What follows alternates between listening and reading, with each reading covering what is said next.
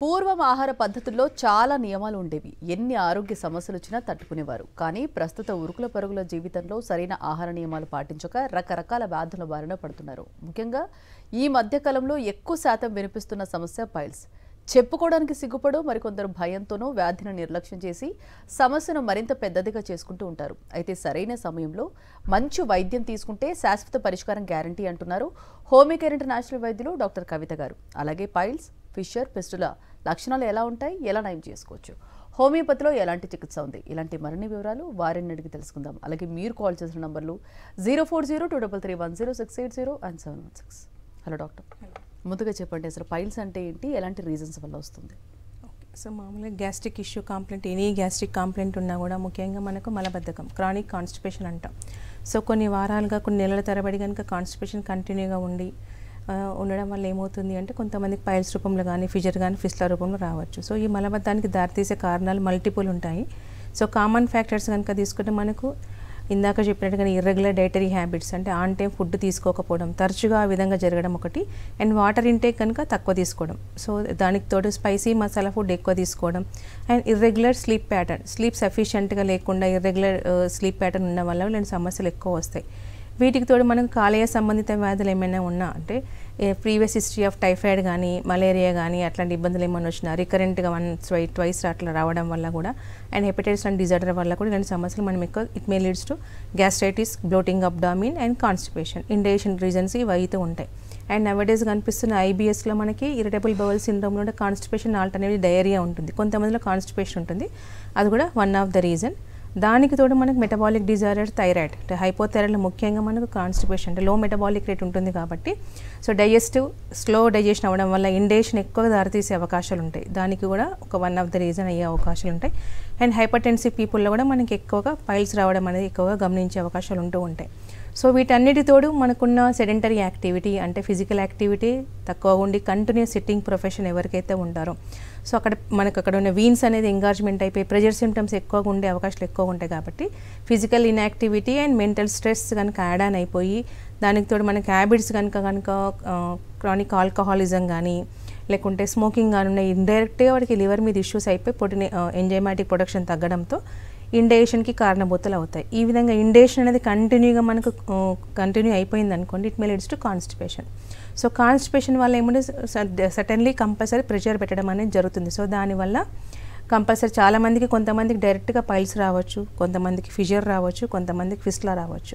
So లేకుంటే ఒకటే పేషెంట్లో ప్రాపర్గా ట్రీట్ చేయకుంటే పైల్స్ తర్వాత ఫిషర్ తర్వాత పైల్స్ లేకపోతే ఫిస్టులా కూడా వచ్చే అవకాశం మనం ఎక్కువ గమనిస్తూ ఉంటాం.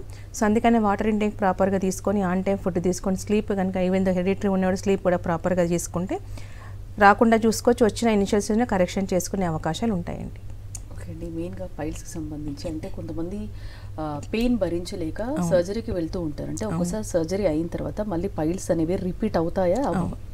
సో యాక్చువల్గా ఇప్పుడు మనకి పైల్స్ గ్రేడేషన్ వైజ్గా ఉంటాయి, గ్రేడ్ 1, 2, 3 అనేది.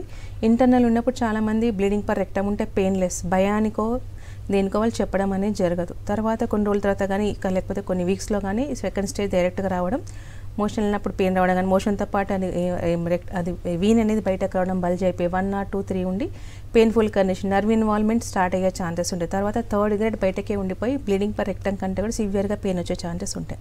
సో కొంతమందికి బేరబుల్ పెయిన్, కొంతమందికి అన్బేరబుల్ పెయిన్, అంటే మల్టిపుల్ ఉండడం వల్ల చాలా సివియర్గా పెయిన్ వచ్చి సర్జరీ ఏం చేసుకుంటాము, ఎలాంటి ఇబ్బంది ఉండదు, మళ్ళీ ఉండదు, ఈ పెయిన్ అయితే భరించలేని పరిస్థితి కదా అని చెప్తుంటారు. బట్ స్టిల్ ఈ ప్రాబ్లంకి ఉన్న ఫ్రమ్ రూట్ కాజ్ అనేది అదే విధంగా ఉంటుంది. ఇండైజెషన్ మనం కరెక్షన్ చేయకుండా ఇదే సర్జరీ చేసినా కూడా it will repeat again with in 3 monthsలో కూడా మళ్ళీ రిపీట్ అయ్యే ఛాన్సెస్ ఉంటాయి. చాలా కేసెస్ భయపడి అట్లా సర్జరీ చేసుకొని విత్ ఇన్ 3 monthsలో కానీ 6 monthsలో కానీ రిపీట్ అయిన కేసెస్ నవడేస్ చాలా పెరిగినాయి, చాలామంది వస్తున్నారు కూడా. కొంతమందికి అవేర్నెస్ పెరిగి సో ఏ విధంగా సర్జరీ చేసినా కూడా మళ్ళీ వస్తాయట కదండి, ప్రాబ్లమ్ రెక్టిఫై చేసుకుందామని చెప్పేసి సైడ్ ఎఫెక్ట్స్ లేని సిస్టమ్ అని చెప్పేసి మన దగ్గర అప్రోచ్ అవుతున్న కేసెస్ కూడా ఉన్నాయి.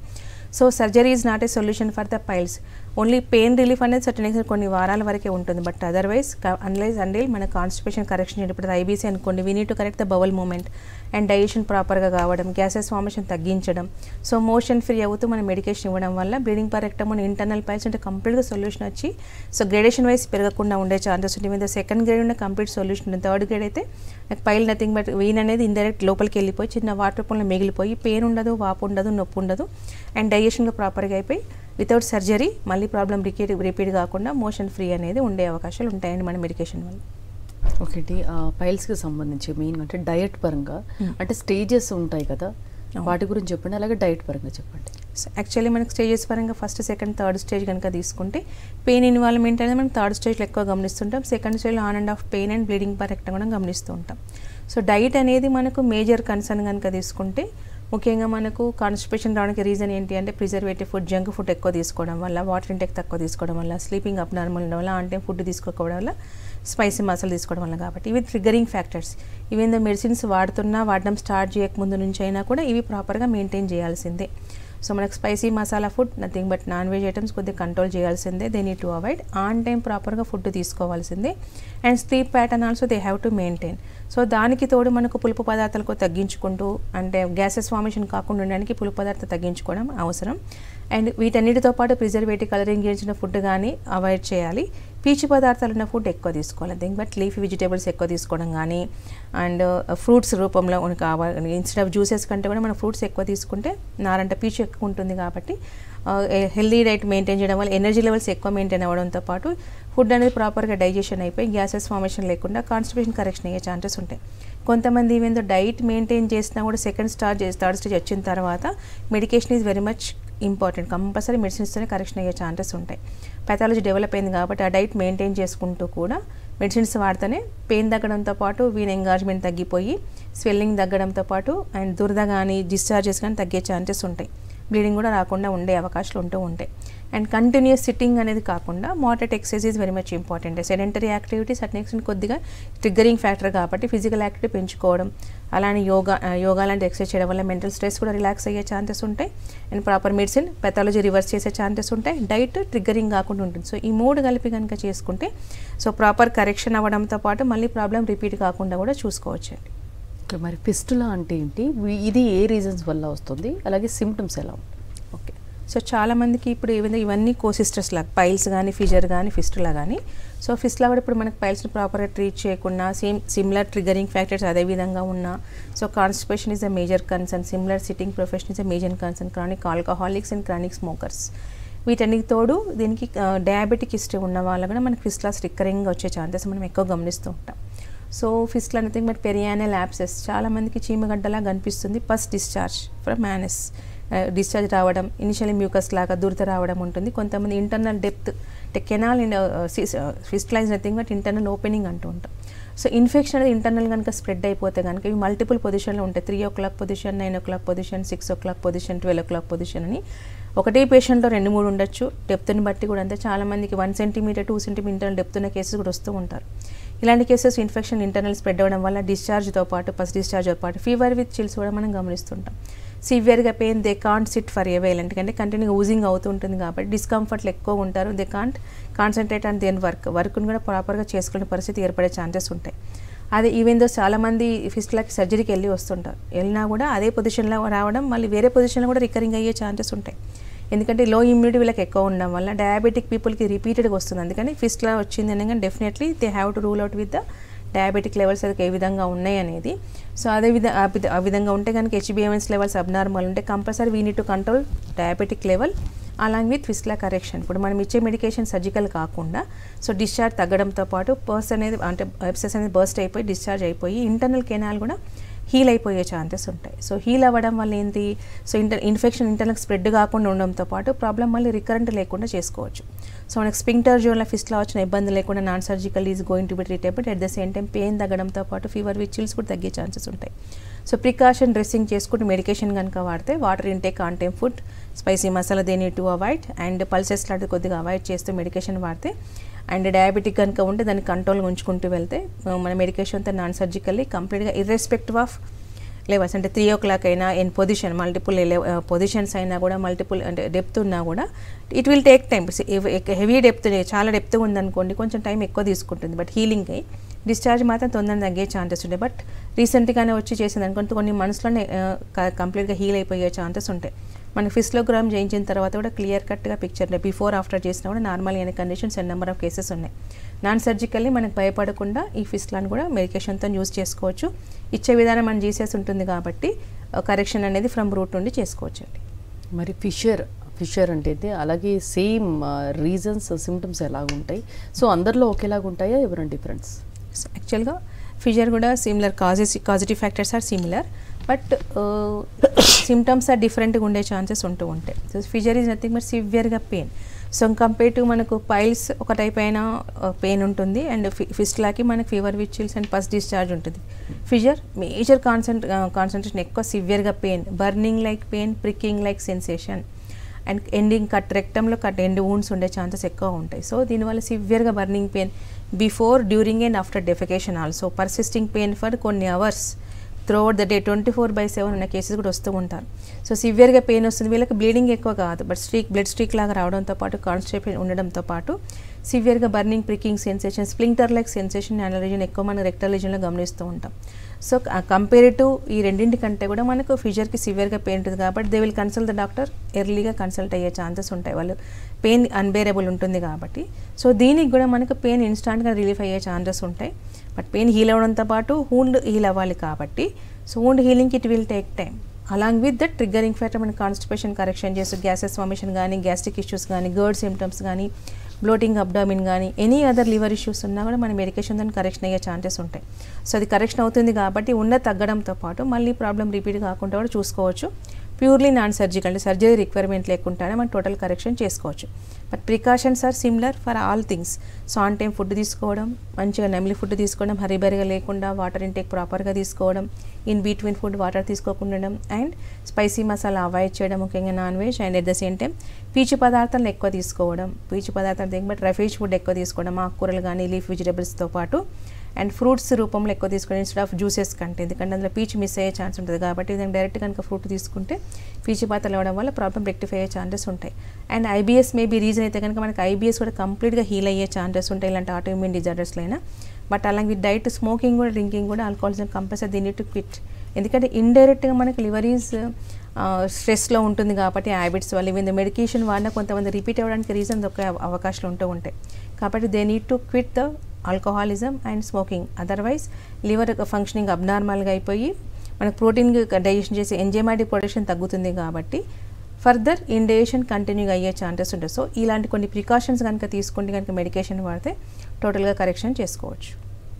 ఓకే అండి, మెయిన్గా అంటే ఇప్పుడు పైల్స్, ఫిషర్, ఫిస్టులా అంటే వీటిలో చూసుకుంటే ఏది ఎక్కువ కాంప్లికేటెడ్?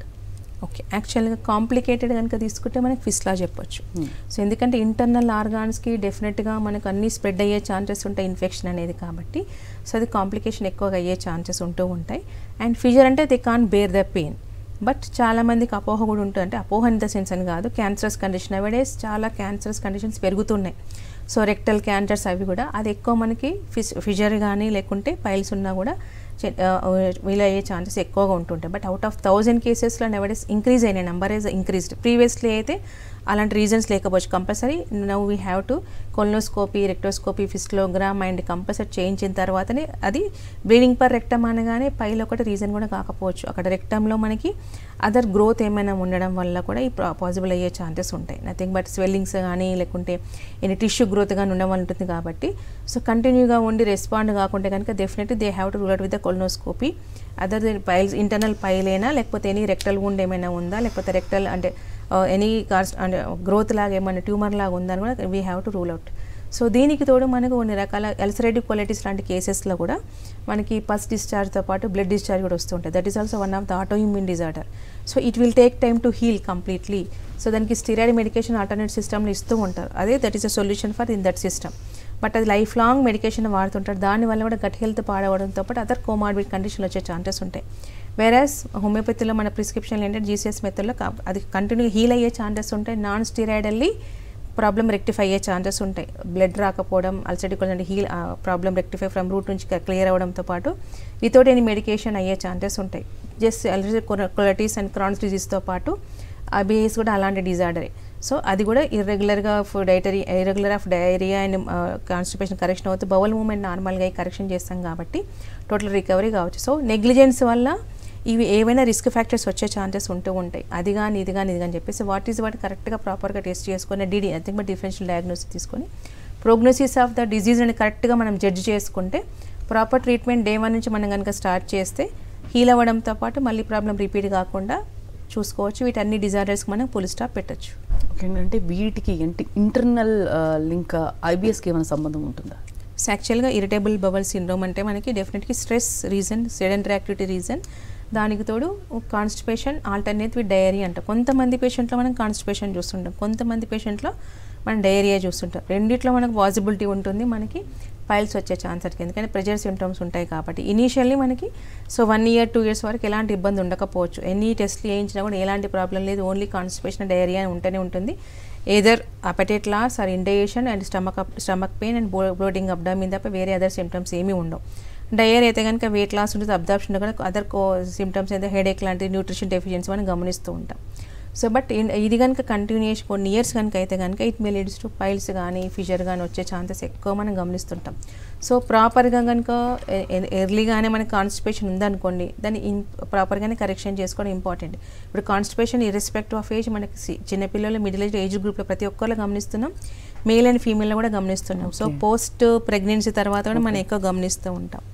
కాలర్ కూడా లైన్లో ఉన్నారండి. మంగయ్య, మాట్లాడండి, మీ సమస్యను చెప్పండి. నమస్తే సార్, చెప్పండి. నాకు మొన్న మధ్య కొంచెం బ్లడ్ తక్కువ అయిందమ్మా. ఓకే. ఐరన్ ఇంజెక్షన్ చేశారమ్మా ఒక 6. ఓకే. ఈ పెదాల మీద ఏళ్ల మీద మచ్చలు, తెల్ల మచ్చలు వచ్చినాయమ్మా. ఓకే. ఆ మచ్చలు తగ్గాలంటే ఏం చేయాలమ్మా? మీ వయసు ఎంత సార్? నా వయసు 70 అమ్మా. ఓకే, రీజన్ ఏమన్నారు మరి ఆ తెల్ల మచ్చలు రావడానికి? సోబియా అంటున్నారమ్మా. అది విటిలిగో. మరి ఐరన్ తగ్గడానికి రీజన్ ఏంది? ఐరన్ డెఫిషియన్సీ ఎందుకు వచ్చింది? అంటే బ్లడ్ లాస్ ఏమైనా ఉందా? మోషన్ ఫ్రీ లేకుండా అట్లా ఏమైనా లేకుంటే? లేదమ్మా, బ్లడ్ లాస్ ఫస్ట్ మామూలుగా 6% పడిపోయిందమ్మా. ఓకే, కారణం ఏంటన్నారు? ఏం చెప్పలేదమ్మా. నాకు కళ్ళు తిరిగేపాటికి నేను హాస్పిటల్కి వెళ్ళాను. ఓకే. వెళ్ళేపాటికి పరీక్షలు చేసి బ్లడ్ లేదండి, 6% ఉంది అని చెప్పేసి ఐరన్ ఇంజక్షన్లు ఇచ్చారమ్మా.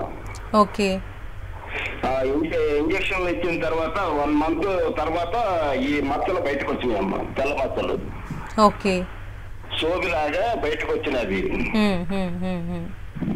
ఆయాసం ఏమైనా వస్తా అండి? ఆయాసం కూడా ఉంది ఏమైనా?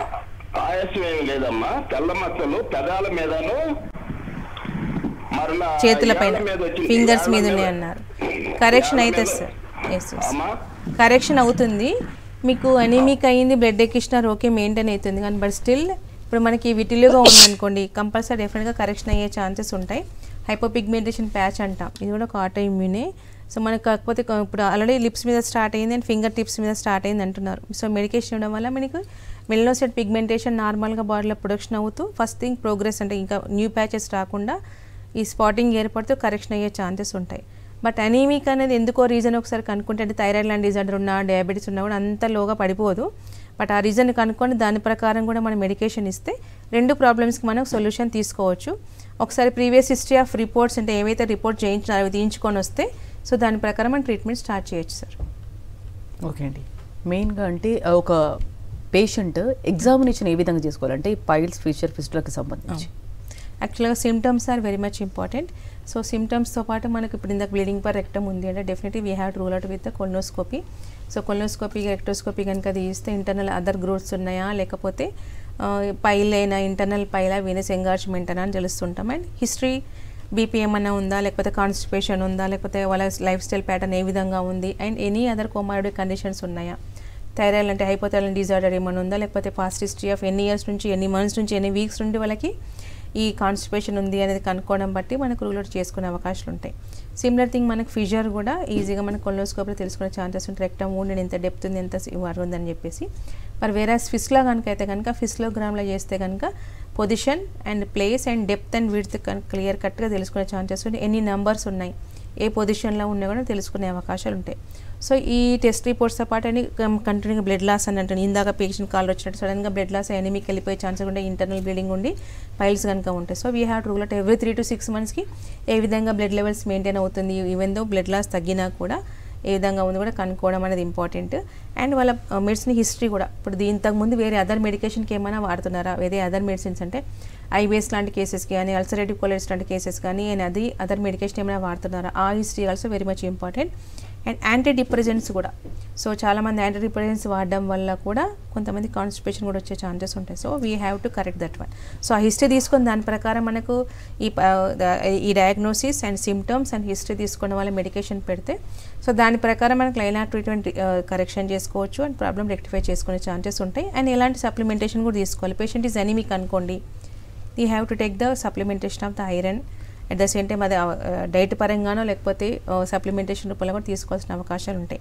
పెయిన్ ఉన్నా కూడా మెడికేషన్ ఇవ్వడం అనేది జరుగుతుంది. పెయిన్ చాలామందికి అపోహ, హోమియోపతి వల్ల పెయిన్ తొందరగా తగ్గదని భయపడితే వెళ్తుంటారు. లేదండి, 10 అవర్స్లో మీకు పెయిన్ సివియర్లో తేడా ఉంటుంది అండ్ స్వెల్లింగ్ కూడా తగ్గే ఛాన్సెస్ ఉంటాయి, బ్లీడింగ్ కూడా తగ్గే ఛాన్సెస్ ఉంటాయి. In case of fissure wound కూడా హీల్ అవుతూ ఉంటే పెయిన్ సివియర్ పెయిన్ నుంచి మీరు కంఫర్ట్ జోన్లోకి వెళ్ళిపోయే ఛాన్సెస్ ఉంటాయి. In case of fistula also first discharge గ్రాడ్యువల్గా తగ్గిపోయి పెయిన్ తగ్గిపోయి ఫీవర్ విత్ చిల్స్ క్లియర్ అయిపోతుంటాయి. బట్ ఇంటర్నల్ పాత్వే హీల్ అవ్వడానికి ఇట్ విల్ టేక్ టైం. పైలైతే కనుక మల్టిపుల్ ఉంటే సైజ్ తగ్గడానికి it will take time. Fissure అంటే హీలింగ్ అవ్వడానికి టేక్ టైం. అంతే తప్ప పెయిన్ తగ్గడానికి మనం కొన్ని నెలలు మెడికేషన్ వాడమని చెప్పమండి. పెయిన్తో పాటు హీల్ అయ్యి కంప్లీట్గా సొల్యూషన్ ఉంటుంది. ఓకే అండి, మెయిన్గా అంటే వీటన్నిటిలో కూడా అంటే డయాగ్నోసిస్ ముఖ్యంగా హోమియోపతిలో ఎలా ఉంటుంది వీటికి? So diagnosis approach is similar as usual. ఇప్పుడు మనకు అందరు ఆల్టర్నేటివ్ సిస్టమ్లో ఏ విధంగా చేస్తామో so that is quite natural, సిమిలర్గానే ఉంటుంది. బట్ ఎల్ఎఫ్టీ లాంటి ఇప్పుడు ఇందాక చెప్పినట్టు కొలనోస్కోపీ, రెక్టోస్కోపీ అండ్ ఫిస్లోగ్రామ్తో పాటు we need to take care of any liver cholesterol కూడా, లిపిడ్ ప్రొఫైల్ లాంటిది ఏమైనా ఇబ్బందులు ఉన్నాయి అంటే మెయింటైనింగ్ కాజెస్ ఆల్సో ఏమైనా ఉన్నాయా వాటికి, దానికి కూడా ఏమైనా ప్రాపర్ ట్రీట్మెంట్ రిక్వైర్మెంట్ ఉందా. సో పేషెంట్ హిస్టరీలో కనుక లైఫ్ స్టైల్ హ్యాబిట్స్లో కనుక ఆల్కహాలిజం ఉంది, స్మోకింగ్ ఉంది, definitely we have to rule out the LFT function test. So liver function test and the scan USG abdomen చేయించడం వల్ల కూడా లివర్ ఫ్యాటీ లివర్ ఏమైనా ఉందా. Grade 1 is not an issue, grade 2, grade 3 అంటే it is compulsory we need to correct that. So దీనితో పాటు అది కూడా కరెక్షన్ చేస్తేనే ఇట్ వోంట్ కమ్ బ్యాక్, కాబట్టి we have to rule out that. And at the same time thyroid లాంటి సమస్యలు ఏమైనా ఉన్నాయా, టీఎస్హెచ్ ఆల్రెడీ హిస్టరీ కనుక ఉంటే definitely we have to. History లేకున్నా కూడా క్రానిక్ కాన్స్టిపేషన్ ఉండి dullness, drowsiness and other symptoms ఏమైనా కనిపిస్తే కనుక definitely 3 to 4 TSH correct rule out చేసుకోవాలి. And Hb percentage also we have to rule out. అది రేంజ్లో ఉంటే ఇబ్బంది లేదు, రేంజ్ లేకుంటే కనుక దానికి కూడా మెడికేషన్ వాడితే దానికి ప్రాపర్గా ట్రీట్ చేస్తేనే. ఇప్పుడు ఓన్లీ మనకు కాన్స్టిపేషన్కి మెడికేషన్ తగ్గదు. థైరాయిడ్ ఉందనుకోండి, దాని తగ్గట్టుగా మన మెడిసిన్ పెడితేనే థైరాయిడ్ మెటబాలిజం కరెక్షన్ అవ్వడంతో పాటు కాన్స్టిపేషన్ తగ్గి ఈ ప్రాబ్లమ్స్ రాకుండా కూడా చూసుకోవచ్చు. సో లివర్ ఇష్యూ ఉంటే లివర్ తగ్గట్టుగా, థైరాయిడ్ ఉంటే థైరాయిడ్ అండ్ బీపీ ఉంటే కనుక బీపీ కంట్రోలింగ్ అండ్ కొలెస్ట్రాల్ ఉంటే కొలెస్ట్రాల్తో పాటు డయాబెటిక్ కూడా కంట్రోల్. సో ఈ మల్టిపుల్ ఏమన్నా కాంప్లికేషన్స్ ఉన్నా కూడా మనకు సింగిల్ రూఫ్ కింద దానికి సొల్యూషన్ విధానంలో ఉంటుందంటే, సో కోమార్బిడ్ కండిషన్స్ కూడా మెడికేషన్తో ట్రిగ్గరింగ్ ఫ్యాక్టర్స్ కూడా కంట్రోల్ చేసే మెడికేషన్ మనది ఉంటుంది. ఎందుకంటే will treat a patient as a whole. Individual caustic అప్రోచ్తో పాటు జీసీఎస్ మెథడ్లో అంటే జెనరిక్ కాన్స్లో సిమిలమ్ విధానంలో మెడికేషన్ ఇవ్వడం జరుగుతుంది. కాబట్టి భయం లేకుండా నాన్ సర్జికల్లీ మనకు పైల్స్ కానీ, ఫిజర్ కానీ, ఫిస్ట్లా కానీ పెయిన్ తగ్గడంతో టోటల్గా హీల్ అవుతుంది without any side effects. 80 to 90% మనకు సక్సెస్ రేట్స్ ఉన్నాయండి.